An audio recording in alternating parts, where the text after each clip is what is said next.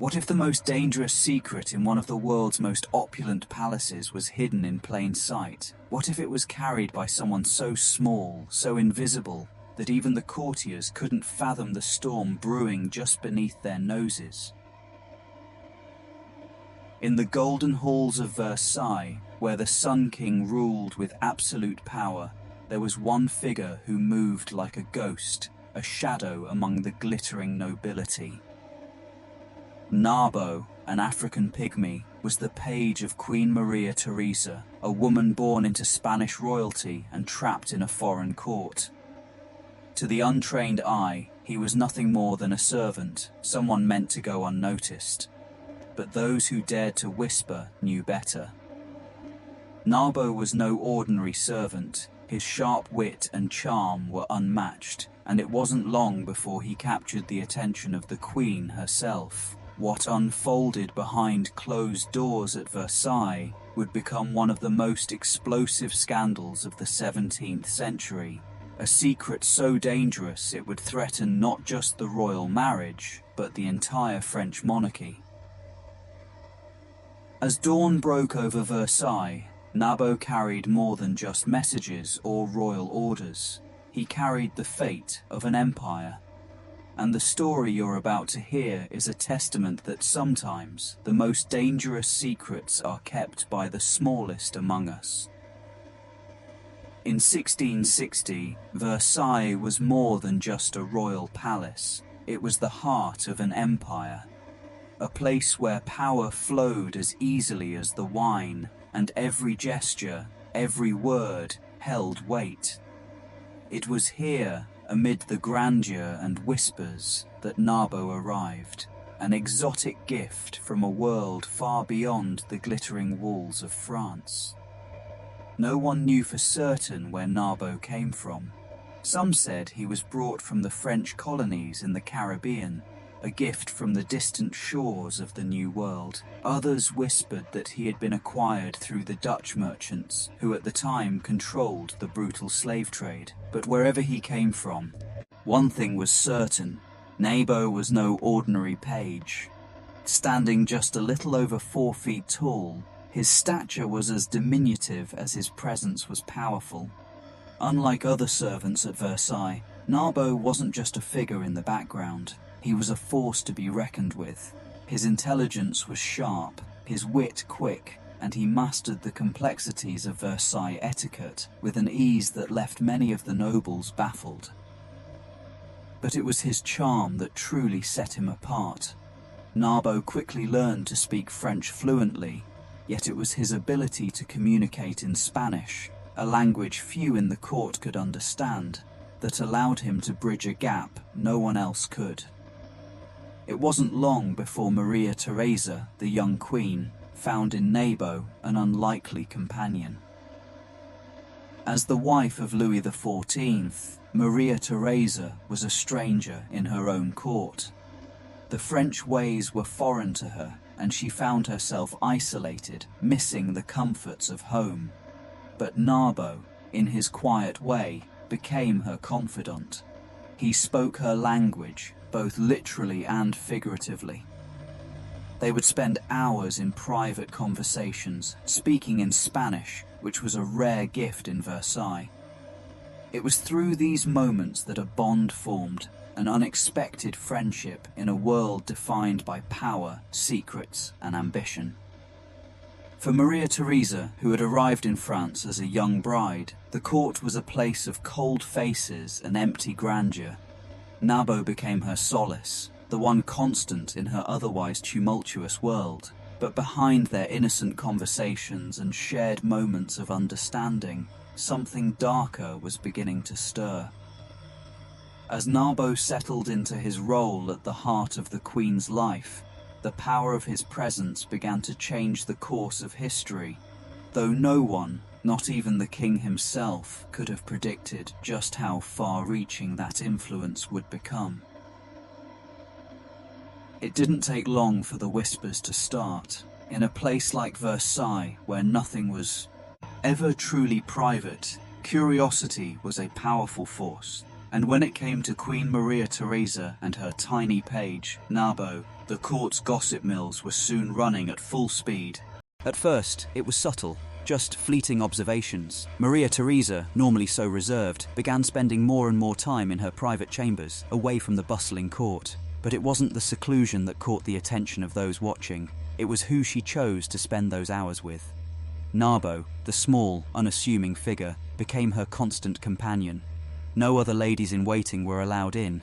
It was just the Queen and her page. And when the door was closed, strange sounds began to echo from within.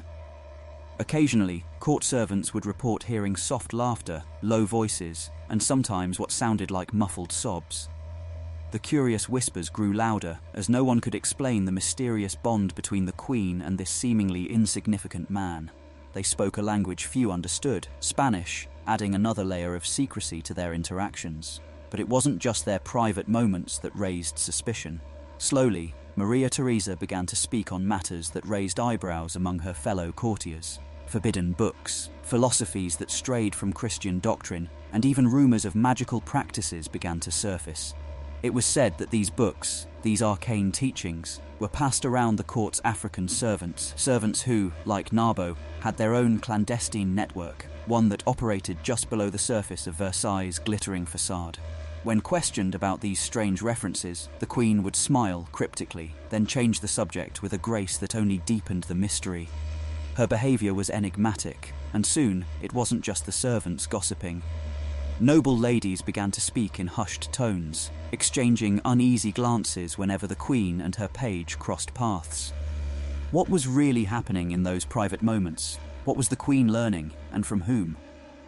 The growing mystery surrounding Narbo and Maria Theresa became a silent storm at Versailles. The court was full of secrets, but this one felt different, darker, more dangerous. The Queen's once innocent friendship with her page was starting to take on a life of its own, and what happened next would send shockwaves through the entire French monarchy. In 1664, the whispers that had once been confined to the shadows of Versailles finally broke into the light. What had been subtle rumors and suspicions now exploded into a scandal so shocking it would reverberate through the halls of the French court and beyond. It all began with the birth of a child, an event that should have been nothing more than a joyful occasion for the royal family. But nothing at Versailles was ever that simple. When Maria Theresa gave birth to a daughter in the spring of 1664, the court was eager to celebrate. But the child's life was short-lived. Officially, the baby only survived for 40 days before passing away. A tragedy, yes, but one that, on the surface, seemed no more than a fleeting moment of sorrow for the Queen. Yet, the tragedy was far from ordinary. Word quickly spread that the child had not looked like a royal heir at all. According to several midwives who had attended the Queen, the baby's appearance was unusual. Darker skin, different facial features, and hair with an unusual texture, none of which resembled either Maria Theresa or her French husband, Louis XIV. The courtiers, always hungry for a scandal, pounced on these details, whispering that the child was not of royal blood. The rumors only intensified after the funeral. The child's burial was incredibly private, too private for a royal family, some said. The secrecy surrounding it raised even more questions. Why had the Queen been so protective of this baby? And why had the funeral been so hurried, with no grand ceremony to mark the passing of a child who was supposed to be heir to the throne? As if that weren't enough to fuel speculation, Narbo's behavior began to take on a new layer of intrigue. The page, who had always been a constant presence in the Queen's life, was now acting strangely. The once cheerful and attentive servant had become withdrawn, melancholic, and visibly distraught. Courtiers who had seen him during this period whispered that they had often found him alone in the Versailles gardens, weeping quietly. The sight of him, mourning, sent ripples of curiosity and suspicion through the court. Why was he so upset over the death of a child who, to the public eye, wasn't even truly his Queen's? When questioned, Narbo only offered vague responses, speaking of the loss of an innocent soul that would never know true freedom. His words seemed cryptic, even more so given the circumstances, but it was clear something was deeply wrong, and the court's suspicions were no longer merely idle gossip. The growing rumors surrounding Maria Theresa's mysterious pregnancy and the child's unusual death began to take on a more dangerous edge. The question that everyone was now asking, Could Narbo, the seemingly innocent page, have been involved in something far darker than anyone imagined? Could he have played a role in this royal scandal that threatened not only the Queen's honour, but the very future of the French monarchy? The court was on edge. In a palace where every glance, every word was scrutinised, the walls of Versailles had never felt more suffocating, and the full extent of what was happening in the Queen's private chambers, behind closed doors, was about to become a secret too explosive to contain. While whispers and rumours had already begun to swirl through the halls of Versailles, it wasn't until 1666 that King Louis XIV finally took notice. The Sun King, with his attention firmly focused on his own affairs, his many mistresses, his grand ambitions, had, till then, remained blissfully ignorant of the scandal unfolding beneath his nose. But when disturbing evidence reached him from his most loyal informants, the king could no longer turn a blind eye. It started with intercepted letters, strange messages written in Spanish and addressed to mysterious recipients. These letters were coded, but they made frequent references to something even more troubling. El pequeño príncipe Canar, the little prince who would never reign. The mention of a prince who was never meant to rule, whose very existence was shrouded in secrecy, sent a chill through the court. Who was this prince? And why was he being discussed in such clandestine communications? Louis XIV, a monarch who trusted few, ordered a quiet investigation into the matter. What his agents uncovered was far more than he could have ever imagined. Narbo, the Queen's African Pygmy page, wasn't just a servant. He was at the heart of a complex web of espionage. Far from being the harmless figure he appeared to be, Narbo had been acting as a messenger, transporting secret information between the Queen and mysterious contacts, possibly from Spain. The investigation revealed that Maria Theresa, the Queen who had always appeared so pious and dutiful, may not have been the docile, submissive wife she portrayed herself to be. In fact, the evidence suggested she had maintained divided loyalties. Reports hinted at the possibility that Maria Theresa was transmitting sensitive information about France's military plans to Spanish agents, an act of betrayal that could shake the very foundations of the monarchy. The court was stunned. Could the Queen, the wife of Louis XIV, actually be part of a covert network that aimed to destabilize France? The deeper the investigation went, the more disturbing the findings became. There were reports of secret meetings, of coded messages passed between Maria Theresa and shadowy figures outside the palace. Narbo, the seemingly innocent page, was at the center of it all. And now, the truth was beginning to emerge. Not just about the Queen's actions, but about the delicate web of intrigue that had been woven behind the scenes at Versailles. For Louis XIV, a king who had built his empire on absolute power and control, the revelation was nothing short of catastrophic. His queen, the mother of his children, was implicated in espionage that could not only ruin her, but potentially threaten the entire French dynasty. As the investigation gathered steam, the tension in Versailles reached a boiling point. The court, once a place of indulgence and celebration, was now a hotbed of suspicion and fear. The whispers that had once been rumours now seemed like undeniable truths, and as Louis XIV braced himself to confront the Queen, he couldn't shake the chilling thought: what if the danger wasn't just the betrayal of his Queen, but something far worse? The stage was set for a confrontation between the King and the Queen, one that would alter the course of their lives, and perhaps even the future of France itself. October of 1666 would go down in history as the night when the silence in Versailles was broken by something much more chilling than the usual whispers of court gossip. The king, having uncovered the full extent of the scandal surrounding his wife and her Pygmy page, could no longer sit idly by. A confrontation was inevitable. The royal chambers, once a symbol of grace and elegance, became the stage for a storm of fury and heartbreak. Witnesses in the adjacent corridors reported hearing muffled screams, the sounds of furniture being overturned, and the unmistakable crash of shattered glass. So for hours, there was nothing but a tense, deathly silence that seemed to settle over the entire palace. What had happened behind those closed doors was nothing less than a violent confrontation between Louis XIV and Maria Theresa. The king's rage was palpable, his voice sharp with disbelief as he confronted his wife with the evidence of her betrayal.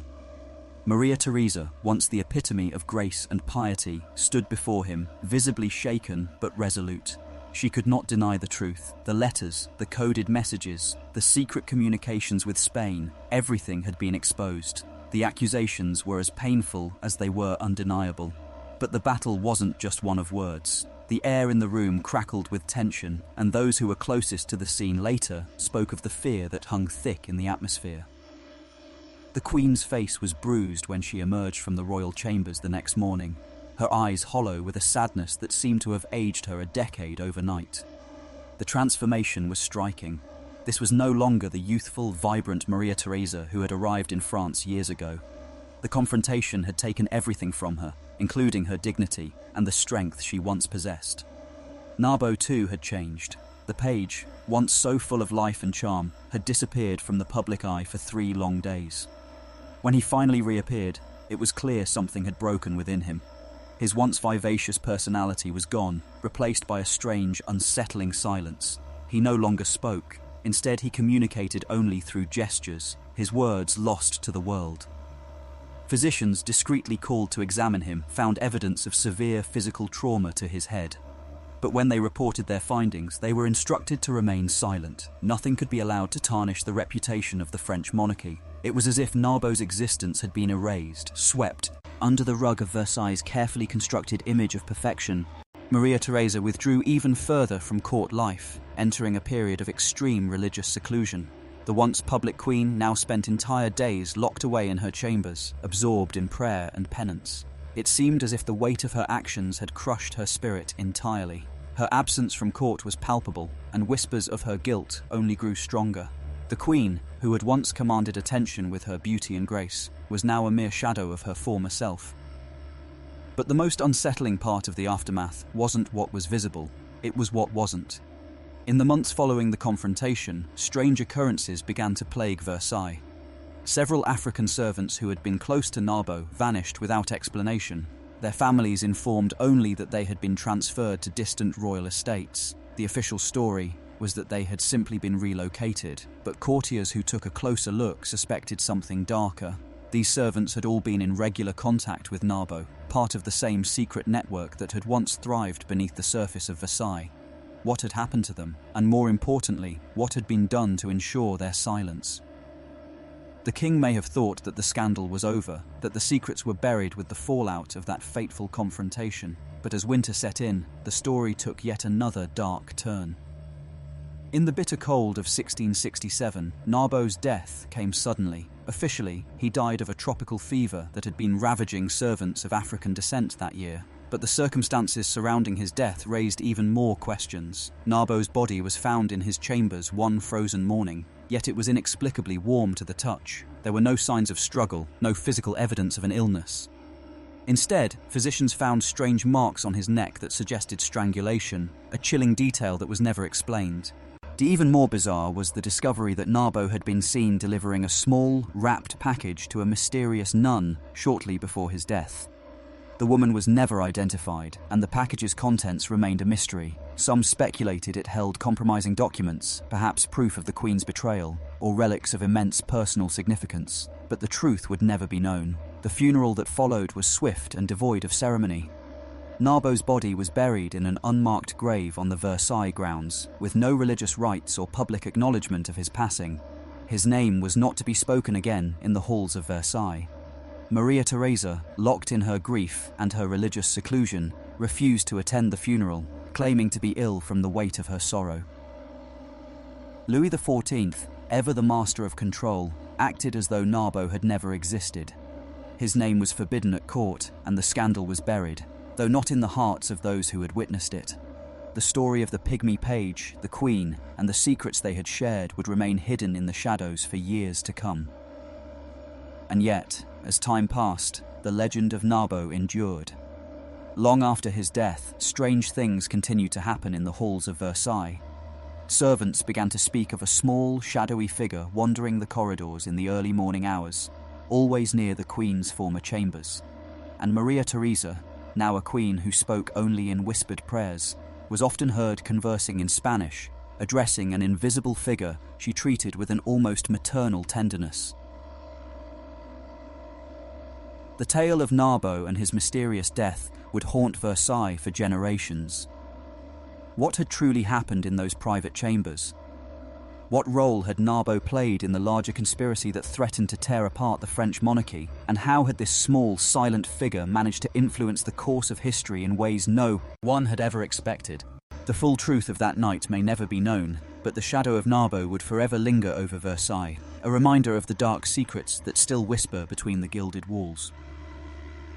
The winter of 1667 brought with it more than just the chill of a cold season. It brought the final, mysterious chapter in the life of Narbo, the once unseen page of Queen Maria Theresa. Officially, Narbo's death was attributed to a tropical fever that swept through Versailles, devastating several of the African servants in the palace. But as with everything surrounding Narbo, the truth was not as simple as it seemed. Narbo's body was found in his chambers on a frozen morning, lying still and cold. Yet there was something profoundly unsettling about it. His body was unnaturally warm to the touch, a detail that didn't escape the notice of the few who saw him in death. There were no visible signs of struggle, no symptoms that would suggest a fever had taken its toll. Instead, what stood out were the marks on his neck, faint but unmistakable signs of strangulation. How could a man who had reportedly died from fever have marks that indicated he'd been choked in the final moments of his life? The mystery deepened when it was discovered that shortly before his death, Narbo had been seen handing a small, wrapped package to a nun who had arrived at Versailles under unusual circumstances. The nun disappeared without a trace, and no one could identify her. What was in the package? What had Narbo entrusted to this unknown woman in his final moments? Was it evidence of the Queen's betrayal? Personal items that held deep meaning for Narbo? Or something more sinister? Documents that could shake the very foundations of the French monarchy? Narbo's funeral, a mere formality, was held in secret. His body was buried hastily in an unmarked grave somewhere on the grounds of Versailles.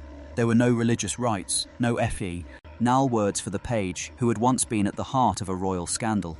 His name was erased from court records, and those who had known him were instructed not to speak of him again. Maria Theresa, the queen who had once been so close to him, did not attend the burial. She claimed to be overcome with grief, confined to her chambers by the weight of her sorrow. But in truth, her sorrow seemed far deeper than the loss of a mere servant.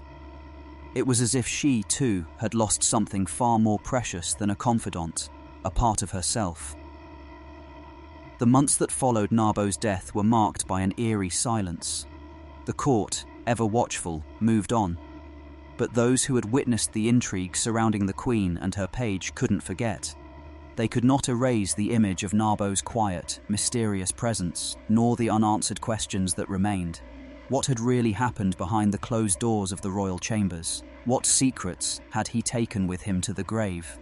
And though Narbo's physical presence was gone, the whispers never stopped. It was said that, in the years after his death, strange sightings were reported throughout the palace. Servants and courtiers alike spoke of a small shadow flitting through the corridors during the early hours of dawn, always near the Queen's former chambers, always in the places where Narbo had once walked. Was it a ghost, a lingering spirit, or was it simply the legacy of a man whose influence had left an indelible mark on Versailles? Maria Theresa herself became a figure of increasing mystery. She developed a strange habit of speaking in Spanish to an unseen figure, her words filled with a tenderness reserved only for someone deeply loved. Some say she spoke to Narbo's ghost, continuing the conversations they had shared so many times before. Others speculated that she was merely trying to soothe herself, seeking comfort from a lost soul who had once been her closest confidant. Either way, the Queen's actions only fueled the rumours, and the legend of Narbo lived on. The mystery surrounding Narbo's life and death was only deepened when, long after his burial, documents relating to him were discovered. During the chaos of the French Revolution, when royal archives were ransacked and examined by revolutionaries, several papers surfaced that referenced the scandal surrounding the Queen and her page. The documents, many of them written in elaborate codes, suggested that Narbo's network of secret communications had stretched far beyond Versailles, reaching all the way to Spain. It was even rumoured that the espionage network had been involved in assassination attempts against Louis XIV himself. Though these revelations remained shrouded in mystery, one thing became clear. Narbo's presence at Versailles had been far more significant than anyone had ever imagined. His death, surrounded by so many strange circumstances, was just the final chapter in a larger story of intrigue, betrayal, and royal secrets. Whether he was an innocent page caught in the web of courtly politics or a willing player in a far-reaching conspiracy, his legacy would never be forgotten.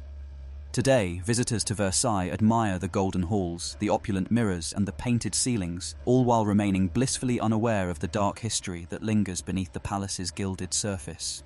Yet, in the shadow of its grandeur, the figure of Narbo remains, a small, silent reminder that even in the most powerful of places, the human heart remains vulnerable to the most dangerous of passions and the most devastating secrets. Narbo's story, though buried by history, persists in the whispers of the past. His legacy is a testament to the idea that sometimes the smallest and most invisible among us can alter the course of history in ways no one ever expects. Even centuries later, the enigma of Narbo still haunts the corridors of Versailles.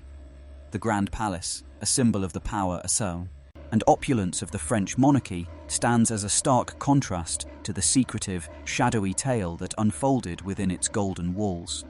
Today, tourists wander the restored halls, admiring the intricate mirrors, the sweeping gardens, and the magnificent art that fills every room. They admire the beauty of the past, but they remain blissfully unaware of the darker truths that once thrived beneath the surface. For all its glory, Versailles was a place where the brightest lights often cast the darkest shadows. The story of Narbo and his connection to Queen Maria Theresa, a secret so dangerous that it could have toppled the monarchy, was buried deep within the palace's history. But the questions it raised, about loyalty, power, love, and betrayal, lingered long after the final chapter of Narbo's life was written. Though Narbo was erased from official records, his presence continued to haunt Versailles in ways no one could explain. Strange occurrences, sightings of a small figure in the early morning hours, whispers of an unseen companion, these stories persisted long after his death. It seemed as though Narbo's spirit, or at the very least the legacy of his actions, would never truly leave the palace that had once been his home. Maria Theresa, too, would never fully escape the shadow of her relationship with the small page. As time passed, her actions only seemed to deepen the mystery. Her conversations in Spanish, addressing an invisible interlocutor with a tenderness that had once been reserved for Narbo, only added fuel to the rumors. Was she still mourning him, or had she found a way to keep his presence alive in her own mind? The court was never certain, and neither was history. As the years turned into decades, and the monarchy itself fell to the winds of revolution, more details of the scandal began to surface. During the looting of the royal archives in the late 18th century, revolutionaries stumbled upon several documents that had been carefully hidden for generations. These papers, many written in complex codes, hinted at the full extent of the espionage network that Narbo had been part of. Some of the documents even suggested that Narbo's role in the court may have been far greater than anyone had ever known. There were whispers of assassination plots, political betrayals, and a secret connection between France and Spain that could have shifted the balance of power in Europe. Yet, despite these revelations, the truth about Narbo remained elusive. No one could ever fully uncover the extent of his involvement in the dangerous game of espionage and betrayal that threatened to tear apart the French monarchy. The official records were careful to omit his name, and the people who had once been close to him took their secrets to the grave. The mystery of Narbo was buried alongside the Queen's regrets, and for generations it seemed that history would leave his story untold. But the legend endured. In the decades that followed, historians, writers, and curious minds would return to Versailles, piecing together fragments of the story. Some believed that Narbo had been a simple servant, a man lost in the currents of court intrigue. Others thought him to be a tragic figure, caught in the crossfire of a queen's lonely heart and the political machinations of a nation on the brink of war. And then there were those who believed Narbo was far more than a servant. He was a pawn in a much larger game, one that spanned across borders and empires. The truth, it seems, may never be known. What's certain is that the legacy of Narbo, the African pygmy page, lives on in the whispers that still echo through the halls of Versailles. A legacy not of grandeur or wealth, but of the hidden forces that shaped the course of history in ways no one could have imagined. Today, as tourists admire the golden halls of Versailles, few could ever guess that behind the beauty lies a story of love, betrayal, and espionage. A story carried by a small, silent figure who moved unnoticed through the corridors of power, leaving behind a trail of secrets that would never fade. Narbo's presence at Versailles is a stark reminder that even in a world of kings and queens, it is often the smallest figures, those who go unnoticed, who blend into the background, that shape the future in ways that are both profound and dangerous. His legacy is a testament to the power of secrets, to the lasting impact of hidden passions, and to the idea that the most dangerous truths are often the ones no one dares to speak. As the years passed, the grand halls of Versailles continued to shine with the light of French royalty, drawing crowds from across the world. Tourists wander through its gilded rooms, taking in the beauty, the opulence, the history. Yet as they admire the gleaming mirrors and the painted ceilings, they remain unaware of the dark and complex story that unfolded within these walls, one that, for all its grandeur, was driven by the most basic and dangerous human emotions. Nabo, the small, silent page, whose name was once whispered behind closed doors, left behind a legacy far greater than anyone could have predicted. His influence may have been invisible to the court, but it was undeniable in the corridors of power. What started as a quiet bond between a queen and her page grew into a scandal that could have shattered an empire. His role in the espionage network, his connection to Spain, and the secrets he carried with him remain part of a puzzle that history may never fully solve. And yet, as history unfolded, the mystery of Nabo was not forgotten. It lived on in the legends, the rumors, and the documents that were uncovered long after his death. It persisted in the unexplained events that haunted the halls of Versailles, and in the queen who continued to speak in Spanish, addressing an invisible figure with a tenderness only she could understand. The story of Nabo is a testament to the power of hidden truths, to the shadows that lurk in the corners of the most brilliant palaces. It reminds us that even in a world where kings and queens hold the greatest power, it is often the smallest, most invisible figures who have the greatest impact. The most dangerous secrets are sometimes the ones we least expect, the ones hidden in plain sight. And so, as Versailles stands today, restored to its former glory, it remains a monument not only to France's royal past, but to the untold stories that still linger between its walls. The story of Nabo may be lost to time, but its echoes endure, serving as a reminder that the hearts of the most powerful figures are often driven by the most human and dangerous desires. As you walk through the gleaming halls, just remember, sometimes the greatest mysteries are the ones that never leave, the ones that remain hidden, waiting to be discovered by those who are brave enough to look deeper.